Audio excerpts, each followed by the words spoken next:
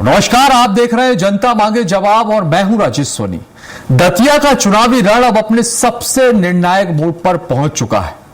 चुनाव प्रचार थम गया है, नेताओं की सभाएं खत्म हो गई हैं, आरोप प्रत्यारोप का दौर भी अब रुक गया है और अब फैसला सीधे जनता की अदालत में होना है। जी हां, बीजेपी ने विकास के डबल इंजन सरकार और संगठन की ताकत के दम पर जीत का दावा किया है, तो कांग्रेस बदलाव और स्थानीय मुद्दों और जन समर्थन के भरोसे सत्ता को चुनौती दे रही है। दोनों दल अपनी अपनी जीत को लेकर पूरी तरह से आश्वस्त हैं, लेकिन सवाल यही है कि क्या दतिया में फिर कमल खिलेगा या कांग्रेस करेगी दमदार वापसी? क्या विकास के दावों पर जनता मोहर लगाएगी या स्थानीय मुद्दे और समीकरण बदल देंगे चुनाव के परिणाम? करेंगे आज इसी विषय पर चर्चा। मेहमान भी हमारे साथ होंगे, लेकिन उससे पहले हमारी स्पेशल रिपोर्ट देखिए।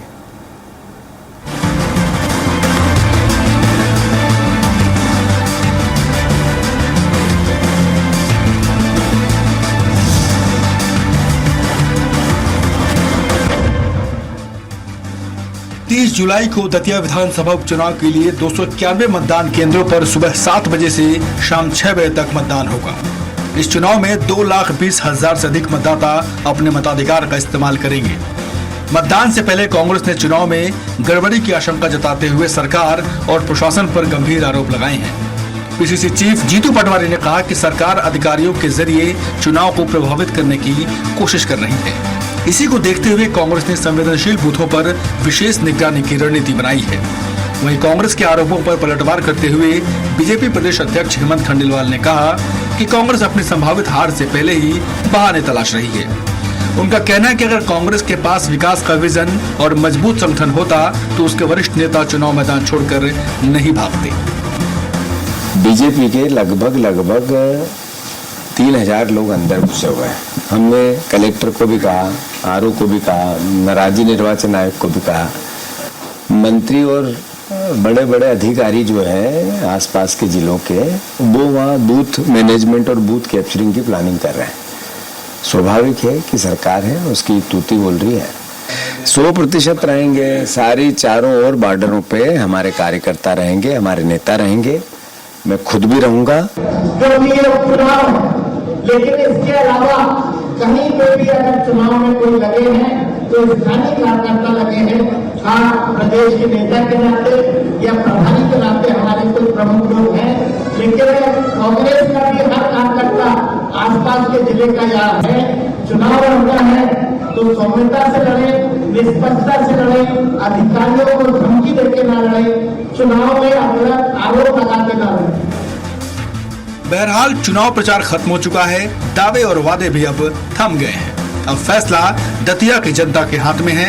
एक तरफ बीजेपी विकास और संगठन की ताकत के दम पर जीत का भरोसा जता रही है, तो दूसरी ओर कांग्रेस बदलाव और सत्ता विरोधी माहौल की बात कर रही है। अब 30 जुलाई को पड़ने वाला हर वोट ये तय करेगा कि दतिया की जनता किस पर भरोसा जताती है। और 3 अगस्त को आने वाला जनादेश सिर्फ एक विधायक का चुनाव नहीं, बल्कि मध्य प्रदेश की राजनीति को भी एक बड़ा संदेश देगा। Payal Chaurasia, special desk, Swaraj express.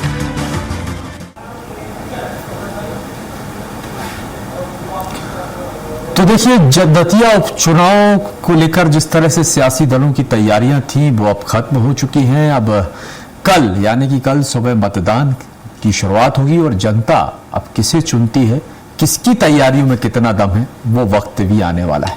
और उससे पहले हम चर्चा की शुरुआत करते हैं। हमारे साथ मेहमान है, मेहमानों का परिचय आपसे करवा देते हैं। वैभव शुक्ला जी, बीजेपी प्रवक्ता हमारे साथ हैं। वैभव जी, आपका बहुत स्वागत। वहीं स्वतंत्र सिंह चौहान जी, कांग्रेस प्रवक्ता हमारे साथ हैं। स्वतंत्र जी, आपका भी बहुत स्वागत है। विनोद शर्मा हमारे साथ ब्यूरो चीफ जुड़े हुए हैं। वहीं से विनोद, आपका भी बहुत बहुत स्वागत है। सबसे पहले मैं विनोद जी आपसे ही शुरुआत करता हूं, क्योंकि देखिए सियासी प्रतिक्रिया हम बाद में लेंगे।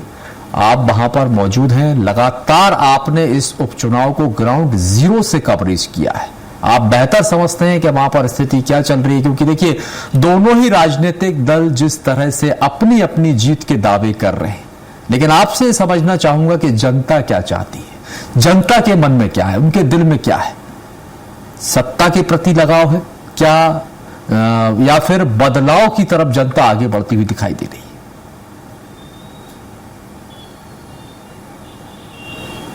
देखिए, एक बेहद यच्छ प्रश्न आपने पूछा है कि जनता के मन में क्या है, क्योंकि मन बड़ा मुश्किल हो रहा है टटोलना।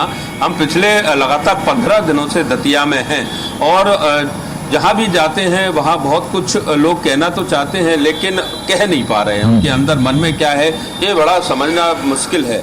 हालांकि दतिया में जिस तरीके से पिछले 15 दिनों से जो हालात रहे, जिस तरह से चुनावी जो सभाएं रही, रैलियां रही, लोगों के बीच में मंत्रियों का जाना रहा, कांग्रेस का जाना रहा, लोग ये मानते हैं कि दतिया में विकास कार्य हुआ है, इसमें कोई दो राय नहीं है। और विकास के बल पर भाजपा ही इस चुनाव में समर में कूदी है और विकास के लेकर ही वो अपने प्रत्याशी की जीत की बात कर रही है। लेकिन इसमें एक चीज जरूर सुनने में और देखने में भी मिल रही है कि दोनों ही राजनीतिक पार्टियों के प्रत्याशियों को भीतरघात का सामना करते हुए नजर आ रहे हैं लोग, और ये देख भी रहा है और आने वाले समय में इसका सामना भी प्रत्याशी को करना पड़ेगा, चाहे वो भाजपा का प्रत्याशी हो या कांग्रेस का हो, क्योंकि कई ऐसे हमने कार्यकर्ता देखे हैं जो एक अन्य दल के हैं और दूसरे दल में वो दिखते नजर आए हैं, तो वही दूसरे दल के कार्यकर्ता भी अन्य दल के सपोर्ट में वोट मांगते नजर आए हैं। हालांकि कैमरे के सामने वो जब कैमरा ओपन होता है तो दूर हट जाते हैं, तो ये देखने को मिलता है। जबकि कांग्रेस का कहना है कि लोकतंत्र की जो हत्या हुई है और उसको बदला लेने के लिए उन्होंने यहाँ पर अपना प्रत्याशी कुंवर घनश्याम सिंह को उतारा है। राजन भारती को किस तरह से जबरन फंसाया, इस तरह का कांग्रेस का आरोप है। लेकिन कांग्रेस के पास बहुत कुछ विकास के नाम पर जब बात होती है तो कहने के लिए कुछ नहीं होता। और लगातार जब मुख्यमंत्री चाहे डॉक्टर मोहन यादव आए हों या फिर जो तमाम मंत्री आए हैं, उनने विकास के लिए कहा कि विकास के लेकर हम चुनाव लड़ेंगे। वहीं जब हेमंत खंडेलवाल कह रहे थे कि नरोत्तम मिश्रा के मार्गदर्शन में और उनके साथ ये चुनाव लड़ा जा रहा है, तो कांग्रेस ये सवाल भी पूछ रही है कि अगर नरोत्तम मिश्रा के मार्गदर्शन में चुनाव लड़ रहे हैं तो नरोत्तम मिश्रा का टिकट क्यों काटा। नरोत्तम मिश्रा के टिकट काटने से बहुत सारे उनके जो व्यक्तिगत कार्यकर्ता हैं और उनके जो समर्थक हैं उनमें बेहद आक्रोश है। भले ही नरोत्तम मिश्रा मंचों पर नजर आ रहे हैं और भले ही वो भाजपा के प्रत्याशी के लिए वोट मांग रहे हैं, लेकिन उनके जो कार्यकर्ता हैं वो उनकी बात को नहीं मान रहे, ये देखने को मिला है। यही कारण है कि कल नरोत्तम मिश्रा ने एक अपील जारी की थी कि जो कुछ हो गया उसे भूलिए और आप अपने हिसाब से यहाँ पर मतदान के लिए जाइए, पार्टी के लिए मतदान के जो मतदाता हैं उनसे बात करिए। तो इस तरह का माहौल देखने मिला है। दतिया में बेहद सुरक्षा के कड़े इंतजाम किए गए हैं। हालात यह है कि बाहर के लोगों को अगर उसके पास वैध पास नहीं है तो आने नहीं दे रहे। सारे होटल खाली करा लिए गए, यहाँ तक कि पत्रकारों तक को बड़ा मुश्किल से अपना जो चुनाव आयोग द्वारा जो पास मिला है उसी आधार पर एक होटल में व्यवस्था की है। तो इससे साफ हो जाता है कि प्रशासन बेहद सख्त है। किसी तरह के आरोप प्रत्यारोप जो लग रहे हैं प्रशासन पर, जीतू पटवारी आरोप लगा रहे हैं या जो भी है, उसको लेकर प्रशासन काफी सतर्क है। कांग्रेस का कहना है कि हम दतिया की सीमाओं के आसपास रहेंगे, तो उसको भी बेहद रोचक है मामला देखने के लिए कि क्या वास्तव में यहाँ ऐसा कुछ होता है जिसको लेकर कांग्रेस इसको पूरे मामले को लेकर बड़ी गंभीरता से देख रही है। लेकिन जो 291 मतदान केंद्र है और जो क्रिटिकल मतदान केंद्र है उसमें ठीक है, तैयारियां बहुत चुस्त और दुरुस्त हैं। भले ही विपक्ष की तरफ से ये आरोप हो, गड़बड़ी की आशंका जताई जा रही हो, लेकिन तारीख जो तैयारी है बहुत चुस्त और दुरुस्त है। ये अहम बात यहाँ पर हो जाती है। लौट रहा हूं मैं आपके पास विनोद जी, मैं वैभव शुक्ला आपके पास आना चाहूंगा। अभी विनोद जी जो कह रहे थे, नमस्कार, कि देखिए भले ही तमाम कोशिशें की जा रही हैं लेकिन डैमेज कंट्रोल की स्थिति पूरी तरह से नियंत्रण में दिखाई नहीं दे रही है। भले ही नरोत्तम मिश्रा बार बार मंच से ये कह रहे हो कि देखिए आशुतोष तिवारी को जिताना, समर्थक जो है कहीं ना कहीं भी मानने को तैयार नहीं है। ऐसा ना हो ये नुकसान कर दे जाए आपके लिए। हाँ, मैं राजेश जी नमस्कार। मैं ये कहना चाहता हूँ इस विषय पे कि भारतीय जनता पार्टी कार्यकर्ता आधारित संगठन है। यहाँ कार्यकर्ता को ही सब कुछ मानकर टिकट भी दिया जाता है, कार्यकर्ता को ही चुनाव लड़ाया जाता है और कार्यकर्ता के आधार पे ही पूरा चुनाव जीता भी जाता है। हम एक दिन की मेहनत पर चुनाव नहीं लड़ते, हम वर्ष भर मेहनत करते हैं, हम 5 साल मेहनत करते हैं और उस रिपोर्ट कार्ड को लेकर जब जनता के बीच में जाते हैं तो जनता निर्णय करती है कि यह पास हुआ कि फेल हुआ। 30 तारीख को जब मतदान होगा और जब 3 तारीख को रिजल्ट आएगा तो यह क्लियर हो जाएगा कि कितना अविश्वास कितना किस पर है, कि कांग्रेस में ज्यादा अविश्वास है कि भाजपा में। ये तो आप दावा कर ही रहे हैं यहाँ पर कि भाई अपनी अपनी जीत का दावा आप भी कर रहे हैं, कांग्रेस भी अपना दावा कर रही है, आपका भी अपना दावा, लेकिन कांग्रेस तो दूसरी तरफ एक और गंभीर आरोप लगा रही है। उनका ये कहना है कि आप लोग प्रशासनिक गड़बड़ी करवा सकते हैं, यहाँ पर अधिकारियों का दुरुपयोग कर सकते हैं क्योंकि सत्ता में आप लोग। क्यों कह रही है कांग्रेस ऐसा? क्या माहौल बनाने की कोशिश? कांग्रेस को कुछ भी कहने से रोका नहीं जा सकता। अभी मैं आपकी कुछ क्लिप्स देख रहा था, उसमें जीतू पटवारी कह रहे थे कि 3000 कार्यकर्ता बाहर से आ गया। अरे जीतू पटवारी है, वो 3 लाख भी कह सकते हैं, वो कुछ भी कह सकते हैं, कभी भी कुछ भी कर सकते हैं। कांग्रेस पार्टी है ये। हमारे यहाँ एक भी कार्यकर्ता आपको अनर्गल टिप्पणी करता हुआ, काल्पनिक टिप्पणी करता हुआ नहीं मिलेगा। ये कांग्रेस है, ये कुछ भी कह सकती है कि इतने ये बाहर से आ गए, इतने अंदर आ गए, ये गड़बड़ी करेंगे, ईवीएम खराब है। आखिरी में वो तो सदियों से होता आ रहा, मीडिया देख रहा है उसको। मतलब आप तो ये आश्वस्त करते हैं कि तैयारियां पूरी हैं, चुनाव निष्पक्ष ही होने जा रहे हैं, किसी तरह की कोई धांधली, कोई गड़बड़ी नहीं होगी, सरकार का पूरा जी बिल्कुल पारदर्शिता के साथ होगा। विकास किए हैं दतिया के लिए, मां पितरम्बरा माई की कृपा है भारतीय जनता पार्टी पे, हम पुनः चुनाव जीते। ठीक है, चलिए मैं लौट रहा हूं आपके पास। हमारे साथ कांग्रेस प्रवक्ता भी यहाँ पर जुड़े हुए हैं, उनसे भी जवाब ले लेते हैं। स्वतंत्र सिंह चौहान जी, स्वतंत्र जी, किस बात का डर आपको सता रहा है? देखिए यहाँ पर बीजेपी प्रवक्ता वैभव शुक्ला जी भी ये कह रहे हैं कि पूरी तरह से निष्पक्ष और पारदर्शी चुनाव होगा, आप निश्चिंत रहिए, और प्रशासन की भी पूरी तैयारी। आप देखिए चप्पे चप्पे पर तैनाती की जा रही, भरोसा नहीं हो रहा आप लोग? भाई साहब, दतिया का चुनाव एक बदलाव का चुनाव है। मध्य प्रदेश में जिस प्रकार से प्रशासन की पराकाष्ठा की परिधि पर पहुंच चुकी है भारतीय जनता पार्टी, आज जब हम ये कार्यक्रम कर रहे हैं, मेरे घर के सामने कम से कम 2,500 से 3,000 किसान जो है वो अपना डेरा डालकर बैठे हुए हैं और मध्य प्रदेश में मोहन यादव की जो प्रशासन की नीतियां हैं उस पर अपना एक भरपूर आक्रोश अभिव्यक्त कर रहे हैं।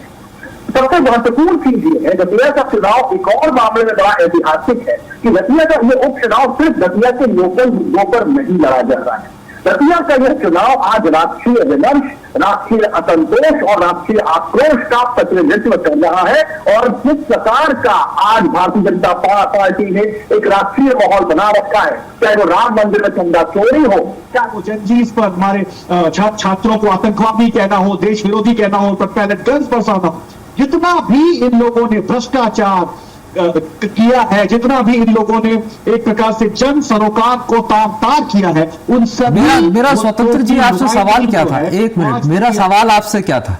मेरा सवाल ये था कि आपको डर क्यों सता रहा है भाई? वहां पर वो कह रहे हैं कि चप्पे चप्पे पर तैनाती है, प्रशासन तैनात है, लगातार जीतू पटवारी जो है वो अधिकारियों को जो है हिदायत दे रहे हैं, किस बात का डर है ये बताइए? निष्पक्ष चुनाव की बात यहाँ पर कही जा रही है, आप लोग चुनाव आयोग भी पहुंचे थे शिकायत करने के लिए, ऐसा क्यों लग रहा है? देखिए भाई साहब, देखिए भाई साहब, दतिया की जो जनता है वो अपना मन बना चुकी, वो अपना मानस बना चुकी। फिर कांग्रेस पार्टी कांग्रेस पार्टी लगातार इस चुनाव में भाजपा के कोसों आगे थी, कोसों आगे, और भाजपा अपनी संभावित हार को देखकर अपनी वो जो एक डर्टी ट्रिक इलेक्शन डिपार्टमेंट है उसको एक्टिवेट कर दिया है। जीतू पटवारी जी गलत नहीं कह रहे हैं, लगातार कांग्रेसी कार्यकर्ताओं के द्वारा शिकायत की जा रही है कि इस पर प्रशासन और चुनाव आयोग पूरी तरीके से मूक दर्शक बना हुआ है। यह हमारी कंप्लेंट जेन्युइन है। अगर इस देश का विपक्ष चुनाव के दरमियान, चुनाव के बीच में किसी प्रकार की कंप्लेंट करता है तो चुनाव आयोग को और प्रशासन को हर तरीके से उसको संज्ञान में लेना चाहिए, उसे आप पूरी तरीके से दरकिनार नहीं कर सकते। लेकिन हम भारतीय जनता पार्टी से उम्मीद कर नहीं सकते। उसे पता है कि जनादेश सिर्फ खरीदा जा सकता है या जनादेश सिर्फ मैनिपुलेट किया जा सकता है, लेकिन मैं आपको इस चीज का आश्वस्त कर दूं कि भारतीय जनता पार्टी और चुनाव जनादेश खरीद सकते हैं क्या? चलिए, जनता खड़ी है दतिया की, और हम 25,000 से वोट चुनाव जीतने वाले हैं। नहीं, अगर अच्छा ये बताइए स्वतंत्र जी, यदि जनादेश आपके पक्ष में आता है, आप लोग गंभीर आरोप लगा रहे हैं, यदि आपके पक्ष में जनादेश आ जाता है तो फिर क्या आप माफी मांगेंगे उन अधिकारियों से जिन्हें जीतू पटवारी धमकी दे रहे थे? भाई साहब, प्रशासन पूरी कोशिश कर रहा है, अपनी भूल स्वीकार करेंगे, कोशिश कर रहा है। वो तो दतिया की जनता हमारे साथ है, दतिया की जनता, दतिया का जनजी, दतिया का युवा, दतिया का किसान, दतिया। मुझे ये बताइए, जनादेश आपके पक्ष में आता है तो क्या माफी मांगेंगे, अपनी भूल स्वीकार करेंगे? अभी जिस तरह से आरोप लगा रहे हैं भाई साहब, माफी तो एक दिन पता नहीं कौन कौन मांगेगा इस देश में। आप और हम साक्षी रहेंगे इस देश में देखने के लिए, जिस दिन एक नए दौर की शुरुआत होगी, इस दौर के अंत की शुरुआत हो चुकी है। आपने देखा कि एक अंत की शुरुआत हो चुकी है। जिस दिन नया दौर आएगा, चलिए, आप देखेंगे कि माफी मांगने वालों की झड़ी लग जाएगी। ठीक है, वैभव जी का रिएक्शन आ रहा है। हाँ, रुक जाइए माफी मांगेगा जल्दी से वैभव। हाँ, जिस देश में। ठीक, स्वतंत्र जी, बड़ा अच्छा नाम है आपका, मैं बहुत प्रभावित हूं नाम से आपके।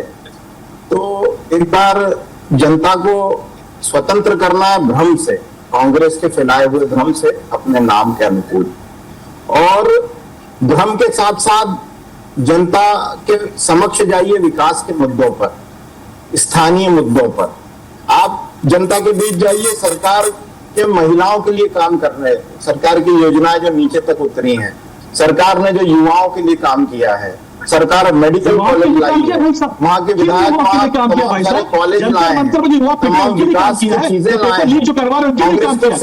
पैदा करना कैसे भी करके, चाहे जीतू पटवारी हो चाहे स्वतंत्र जी हो, मीडिया के सामने आओ, भ्रम पैदा करो, माया जाल फैलाओ, चिल्लाओ, ईवीएम है ही आखिरी। भाई साहब, जीतू पटवारी एक योद्धा है, जीतू पटवारी एक योद्धा है, और इनसे नहीं बता सकते जब हमारे अध्यक्ष होते हैं भारतीय जनता पार्टी की। पूछताछ चल रही है, क्या पता क्या कौन सा ड्रग्स एडिक्ट है कि क्या है, अभी पूछताछ चल रही है उनकी। मुझे मालूम है वो कितने, मैं इंदौर से ही हूँ और मुझे उनका अच्छे से पता है। ठीक है, विषय पर बात कीजिए। ठीक है, इधर उधर नहीं जाइए। पूछताछ किससे किससे चल रही है आपको इसी कार्यक्रम में बताओ, किससे किससे पूछताछ कहाँ चल रही है। विकास बनाम भ्रम, बीजेपी ने हमेशा जनता के मुद्दे उठाए हैं। बीजेपी हमेशा, भारतीय जनता पार्टी का कार्यकर्ता जनता के साथ, महिलाओं के साथ, युवाओं के साथ रहकर काम करता है। और पिछले कई इलेक्शंस आप देखेंगे, जीतू पटवारी खुद चुनाव हार गए यार 30,000 वोट से। तो आप क्या बात कर रहे हैं कि भ्रम फैला रहे हैं, भ्रम फैला रहे हैं। तो चुनाव जीतो, जनता में साबित करो। चौहान भी हारे थे, चुनाव भी हारे थे, चुनाव तो वाजपेयी भी हारे थे, चुनाव तो आडवाणी जी भी हार चुके हैं, चुनाव तो विद्या भारती का शिक्षक। ठीक है, कोई व्यक्तिगत अपने क्षेत्र से चुनाव हार सकता है, लेकिन यहाँ पर माहौल क्या कहता है वो मायने रखता है। जनता का जनादेश किस पक्ष में है, जनता को भरोसा दिलवा सकता है। हमारे संभ्रांत लीडर का टिकट काट कर हमने कार्यकर्ता को महत्व दिया है। स्वतंत्र जी, वो कार्यकर्ता जिसे दतिया में कोई जानता ही नहीं है, वो कार्यकर्ता को टिकट दिया, दतिया में कोई नहीं जानता। करें कि आप जीतू पटवारी का टिकट काट दें, कभी कल्पना करें कि दिग्विजय सिंह जी का टिकट काट दें, कभी कल्पना करें कि विनोद जी आपके पास आऊंगा। विनोद जी, ये यहाँ पर देखिए, इस समय उन्होंने भी वही कहा कि देखिए वो हमने एक कार्यकर्ता को टिकट दिया, टिकट काट कर वो स्वीकारा उन्होंने। और अभी आप भी वही कह रहे थे कि कहीं ऐसा ना हो ये मास्टर स्ट्रोक की जगह किसी तरह कहीं कोई भूल सा बनकर सामने आ जाए कि रणनीतिक भूल हो ये। क्योंकि प्रत्याशी को लेकर यही कहा जा रहा है कि आशुतोष तिवारी का उतना जनाधार नहीं है जो नरोत्तम मिश्रा का रहा करता था। नरोत्तम मिश्रा का समर्थक हमने देखा जिस तरह से सड़कों पर उतरा और जो माहौल देखने को मिला, तो ये कहीं ना कहीं बीजेपी के लिए ऐसा ना हो कि एक बड़ी भूल साबित हो जाए।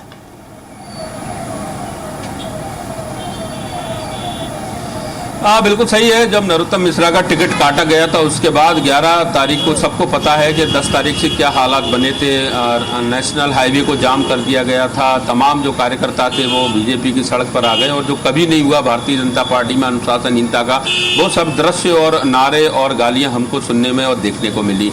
तो ये बात तो बिल्कुल साफ है कि जिस तरह से नरोत्तम मिश्रा का जनाधार है दतिया में, वो किसी से छुपा नहीं है। नरोत्तम मिश्रा लगातार दतिया में जो विकास कार्य करते चले आ रहे हैं, दतिया में जिस तरह की लोगों से जो हमने बातचीत की कि कभी उनको ग्राउंड फ्लोर पर पानी नहीं मिलता, 3-3 मंजिल पर पानी मिल रहा है, सड़कें बेहद अच्छी कर दी गई, मेडिकल कॉलेज की बात हो या फिर हवाई अड्डे की बात हो, तो कई ऐसे जो सौगातें लोगों को दी और उनकी लोगों के बीच में उनकी एक अलग पकड़ है। खास करके कार्यकर्ताओं की अगर हम बात करें तो अधिकतर कार्यकर्ता नरोत्तम मिश्रा के सपोर्टर हैं। अब चूंकि आशुतोष को लेकर आए, बहुत सारा उनका विरोध हुआ, सब कुछ हुआ। डैमेज कंट्रोल के लिए खुद मध्य प्रदेश के बीजेपी अध्यक्ष अहमद खंडेलवाल यहाँ रहे, तमाम मंत्री और तमाम जो पदाधिकारी हैं पार्टी के वो यहाँ पर रहे।